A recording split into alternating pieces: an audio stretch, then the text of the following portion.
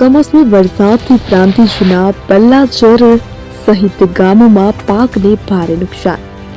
સાબરકાંઠા જિલ્લાના પ્રાંતિજ તાલુકાના ખેડૂતો આજે કુદરતી આપત્તિ અને આર્થિક સંકટની ત્રીજા વચ્ચે સપડાયા છે। સતત 3 દિવસથી પડેલા કમોસમી વરસાદે તાલુકાના ગામડાઓમાં તૈયાર પાકને સંપૂર્ણ રીતે નષ્ટ કરી દીધો છે। આ વરસાદે ખેડૂતોની મહેનત અને રોકાણ પર પાણી ફેરવ્યું છે, જેના કારણે તેમની આર્થિક સ્થિતિ પડ્યા પર પાટું સમાન બની ગયું છે। આ વર્ષે ખેડૂતોએ ખેતીમાં રોકાણ કર્યું હતું। બીજ, ખાતર, જંતુનાશક અને મજૂરીના ભાવમાં થયેલી વૃદ્ધિના કારણે ખેતીની લાગત ખૂબ જ વધી હતી અને આ ભારે ખર્ચાળ ખેતી પછી ખેડૂતો સારા ઉત્પાદનની આશા લઈ રહ્યા હતા, પરંતુ કુદરતે તેમના સ્વપ્નો પર પાણી ફેરવ્યું છે। વરસાદે તૈયાર પાકને સંપૂર્ણ રીતે નષ્ટ કરી દીધો છે। વર્તમાન સંકટ ઉપર ખેડૂતો હવે આગામી સિઝનને લઈને પણ ચિંતાતુર બન્યા છે। આ સમયે નવા બીજા રોપાણનો છે અને લગ્ન સિઝન પણ નજીક આવી રહી હોય।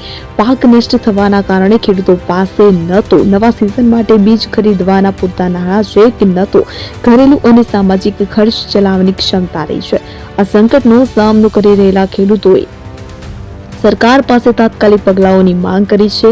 ખેડૂતોનું કહેવું છે કે સરકારે તુરંત અધિકારીઓની ટીમ મોકલીને નુકસાનનો સર્વે કરાવવો જોઈએ અને ખેડૂતોને તાત્કાલિક નુકસાન વળતરની ચૂકવણી કરવી જોઈએ। ખેડૂતોને હવે એક જ પ્રશ્ન છે, ક્યારે ખુલશે સરકારની આંખ, ક્યારે મળશે?